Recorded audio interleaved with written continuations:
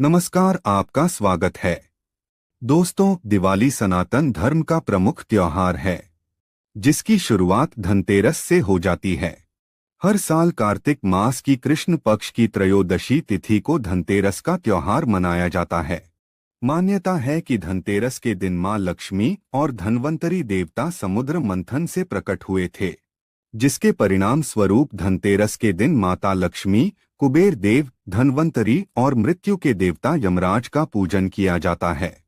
वैदिक पंचांग के मुताबिक इस वर्ष 10 नवंबर शुक्रवार को धन्वंतरी जयंती अर्थात धनतेरस मनाई जाएगी।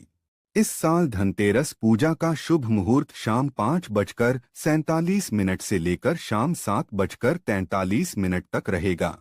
धनतेरस के दिन बाजार से खरीदारी करके कोई नई वस्तु घर में लाने का चलन होता है। लोग इस दिन नए वाहन, वस्त्र, सोने चांदी तथा स्टील से बने बर्तन आदि लाते हैं। लेकिन दोस्तों, अगर आप धनतेरस के दिन मोरपंख लेकर अपने घर पर आते हैं और इसे एक विशिष्ट दिशा में विशिष्ट स्थान पर रखते हैं, तो आपको इसके बहुत ही शुभ परिणाम देखने को मिल सकते हैं। ये मोर पंख आपके भाग्य को प्रबल बना देंगे, आपकी दरिद्रता को पूरी तरह से समाप्त करके आपको धन संपत्ति प्रदान कर सकते हैं। मोर पंख को धनतेरस के दिन लाना बहुत ही शुभ माना जाता है और खासकर माता लक्ष्मी को मोरपंख सबसे अधिक प्रिय होता है। अगर आप इसे लाकर अपने घर में स्थान देते हैं तो मां लक्ष्मी की कृपा आपको प्राप्त होगी। दोस्तों, वास्तुशास्त्र में मोरपंख का बहुत अधिक महत्व होता है। वास्तुशास्त्र के अनुसार मोरपंख का घर में होना बहुत शुभ होता है। यह जिस स्थान पर भी होता है वहां की नकारात्मक ऊर्जा को नष्ट कर देता है। शास्त्रों में मोरपंख को सुख समृद्धि का प्रतीक माना जाता है। यह अत्यंत चमत्कारिक होने के साथ ही घर के वास्तु दोषों को भी कम करने में सहायक है। लेकिन वास्तुशास्त्र में मोरपंख को घर में रखने के नियम बताए गए हैं। मोरपंख घर में रखते समय इन नियमों का पालन अवश्य करना चाहिए, तभी इसका सकारात्मक प्रभाव देखने को मिलता है। वास्तुशास्त्र में मोरपंख को रखने की सही दिशा और स्थान के बारे में बताया गया है। अगर आप अपने घर में मोरपंख को उसके निश्चित स्थान और दिशा में रखते हैं तो यह घर के अंदर की नकारात्मक ऊर्जा को खत्म कर देता है। मोरपंख घर में रखने के बहुत से फायदे हैं, लेकिन धन संपत्ति के आकर्षण के लिए इसका सबसे अधिक उपयोग किया जाता है। अगर आपके घर में पैसे की तंगी है, धन का खर्च अधिक होता है, घर में पैसा नहीं आता है, तो आप अपने घर पर मोरपंख जरूर लेकर आए और उसे सही दिशा में स्थापित करें। यह निश्चित ही आपके धन में वृद्धि करेगा। वास्तुशास्त्र में घर में कितने मोरपंख रखने चाहिए, इसका रहस्य भी बताया है। आइए जान लेते हैं मोरपंख से जुड़े महत्वपूर्ण वास्तु नियम। दोस्तों, सबसे पहले हम जानते हैं मोरपंख के धार्मिक महत्व के बारे में। हमारे प्राचीन शास्त्रों में मोरपंख को इतना महत्व क्यों दिया जाता है? दोस्तों, हमारे प्राचीन पुराणों में मोरपंख को एक चमत्कारिक यंत्र माना गया है। इसका प्रयोग कई प्रकार की तांत्रिक क्रियाओं में भी किया जाता आ रहा है। तंत्र साधनाओं में इसका प्रयोग करके सम्मोहन, शत्रुनाश तथा बुरी शक्तियों को नष्ट किया जाता था। इसके अलावा ज्योतिष विद्या में भी मोरपंख का प्रयोग किया जाता है। ज्योतिष शास्त्र में मोरपंख से जुड़े उपाय भी बताए गए हैं। आयुर्वेद आदि ग्रंथों में विविध व्याधियों तथा रोगों को नष्ट करने में भी मोरपंख सहायक होता है। मोरपंख घर से बुरी शक्तियों को दूर तो रखता ही है, साथ सर्प आदि विषैले जानवर मोरपंख के भय से घर में प्रवेश नहीं करते हैं। इसीलिए वन में निवास करने वाले लोग इसे अपने घर के पास रखते थे। मोर से जुड़ी पुराणों में कई कथाएं लिखी हुई है।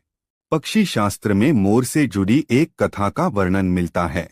प्राचीन युग में संध्या नाम का एक असुर हुआ करता था। वह बहुत ही शक्तिशाली और बड़ा तपस्वी था।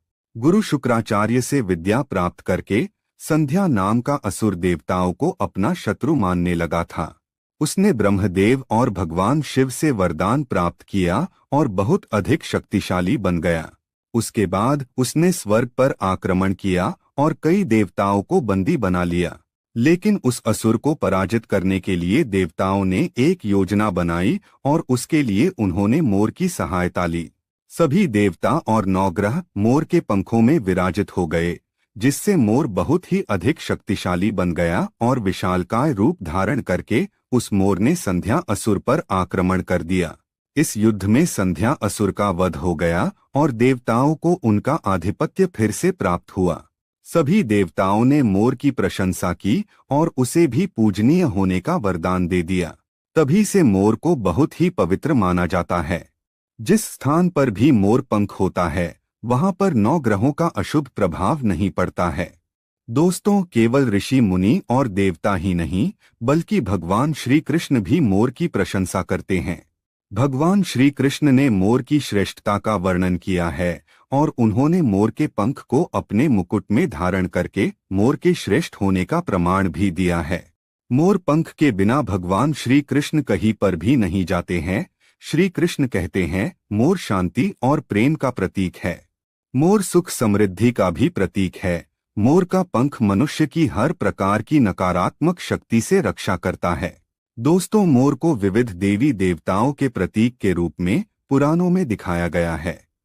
माँ लक्ष्मी, देवी सरस्वती, भगवान श्री गणेश, भगवान कार्तिकेय जी, ऐसे अनेक देवी देवताओं का संबंध मोर से जोड़कर दिखाया जाता है।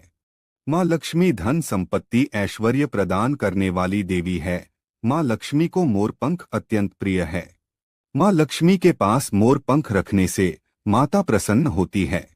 माता सरस्वती का वाहन मोर है, इसीलिए विद्यार्थियों को अपने पास मोर पंख अवश्य रखना चाहिए। यदि आप घर में बांसुरी में मोर पंख डालकर अपने घर में रखते हैं, तो इससे परिवार में सुख शांति का वातावरण निर्माण होता है। दोस्तों, हमारा घर एक मंदिर की तरह होता है। अगर इसमें रहने वाले सदस्य रोज आपस में झगड़ा करने लगे, तो यह मंदिर कम, युद्ध का मैदान अधिक लगने लगता है। घर में क्लेश और झगड़े होने के कई कारण हो सकते हैं, लेकिन सबसे बड़ा कारण होता है घर में नकारात्मक ऊर्जा का प्रवेश करना। लेकिन हमारे घर में ये नकारात्मक ऊर्जा आखिर कहाँ से प्रवेश करती है और इस नकारात्मक ऊर्जा को दूर करने के लिए कौन से उपाय करने चाहिए? वास्तुशास्त्र के अनुसार प्रत्येक घर में नकारात्मक ऊर्जा फैलाने वाली चीजें मौजूद होती है। इन वस्तुओं के बिना हमारा घर चल नहीं पाता है। इन वस्तुओं को तो हम घर से बाहर नहीं निकाल सकते हैं, लेकिन उस नकारात्मक ऊर्जा को अवश्य बाहर निकाल सकते हैं। इसके लिए हमें मोर पंख का प्रयोग करना चाहिए। धनतेरस के दिन आप 3 मोर पंख ले और उसे अपने घर के मुख्य द्वार के पास हवा में जोर जोर से हिलाएं। इससे आपके घर के अंदर की नकारात्मक ऊर्जा आपके घर से बाहर चली जाएगी। अगर आप रोज सुबह ऐसा करते हैं, तो आपके घर के अंदर की संपूर्ण नकारात्मक ऊर्जा धीरे धीरे समाप्त हो जाएगी और आपके घर में सकारात्मक वातावरण का निर्माण होगा। इसी बात को ध्यान रखते हुए आज हम आपको बताएंगे कि घर में वो कौन सी 3 जगह है जहां पर आपको मोर पंख जरूर रखना चाहिए, और इन जगहों पर अगर आप मोर पंख रख देते हैं तो आपके घर में भी सबसे अधिक सकारात्मक ऊर्जा बनी रहेंगी। सबसे पहली बात, घर से नकारात्मक ऊर्जा को दूर करने के लिए। अगर घर में नकारात्मक ऊर्जा है और परिवार के सदस्यों की तरक्की में अड़चनें निर्माण हो रही है, तो आप धनतेरस के दिन अपने मुख्य द्वार के ऊपर गणेश जी की प्रतिमा रखें और प्रतिमा की दोनों ओर मोर पंख अवश्य रखें। इससे आपके घर में किसी भी प्रकार की नकारात्मक ऊर्जा प्रवेश नहीं कर पाएगी। यदि आपका मुख्य द्वार वास्तुशास्त्र के नियमों के विरुद्ध है, तो आप मुख्य द्वार पर 3 मोर पंख अवश्य रखें। इससे वास्तुदोष समाप्त हो जाएंगे। दूसरी बात, ग्रहों के दुष्प्रभाव से बचने के लिए। अगर घर के सदस्यों पर ग्रहों का दुष्प्रभाव है अथवा ग्रहों की स्थिति खराब चल रही है, तो धनतेरस के दिन मोर पंख ले और उस पर गंगाजल अथवा शुद्ध जल का छिड़काव करे। फिर इसे ऐसे स्थान पर रख दे जहां पर ये किसी को दिखाई न दे।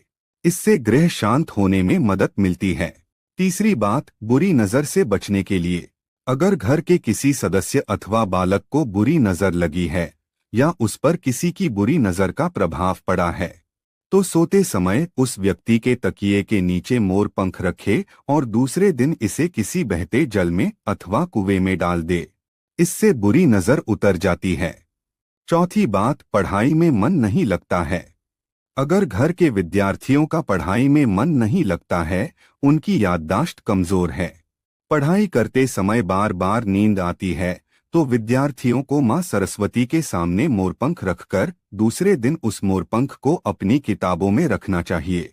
इससे विद्यार्थियों में एकाग्रता बढ़ेगी और मां सरस्वती की कृपा बनी रहेगी। पांचवा उपाय, दुष्ट शत्रुओं से छुटकारा पाने के लिए। अगर कोई शत्रु जानबूझकर आपको परेशान कर रहा है और बार बार आपको नुकसान पहुंचाने का प्रयास करता है, तो मंगलवार के दिन हनुमान जी की मस्तक का सिंदूर मोरपंख पर लगाएं और सुबह के समय बिना नहाए ही इसे बहते हुए जल प्रवाह में अथवा कुएं में डाल दे। इससे शत्रुओं से छुटकारा मिलता है। छठी बात, मनवांछित फल प्राप्ति के लिए। अगर मन की कोई इच्छा अधूरी है, कई दिनों तक कोशिश करने के पश्चात भी मन वांछित फल प्राप्त नहीं होता है, कार्यों में बार बार रुकावट आ रही है, तो आप राधा कृष्ण के मंदिर में जाकर भगवान श्री कृष्ण को मोरपंख चढ़ाएं अथवा घर में ही श्री कृष्ण की मूर्ति पर मोरपंख लगाएं और अपनी इच्छा उनके सामने प्रकट करें। सातवीं बात, अगर पति पत्नी के बीच तनाव हो।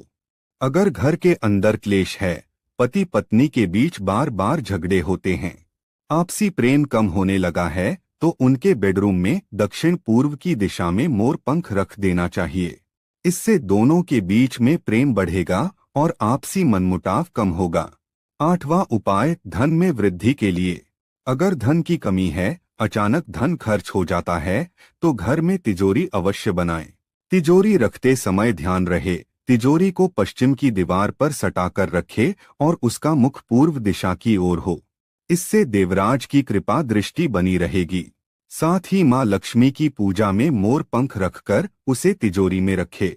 इससे घर में सुख समृद्धि आती है और धन की कमी महसूस नहीं होती है।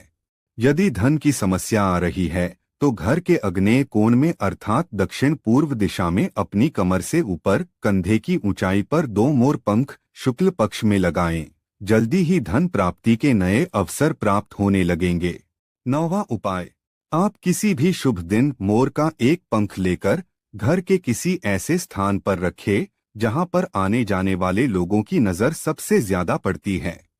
असल में मोर का पंख नकारात्मक ऊर्जा को अवशोषित करता है, इसलिए आपको इसको ऐसे स्थान पर लगाना चाहिए जहां ये सभी को नजर आए।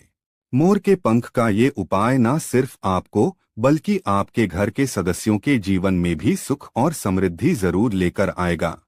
तो दोस्तों, उम्मीद है आपको यह जानकारी अच्छी लगी होगी। वीडियो को लाइक जरूर करें और कमेंट में सच्चे दिल से जय श्री कृष्ण और जय मां लक्ष्मी अवश्य लिखें। साथ ही आप इस चैनल को सब्सक्राइब कर लीजिए ताकि आपको ऐसी ही आध्यात्मिक जानकारी प्राप्त हो। आप सभी का धन्यवाद।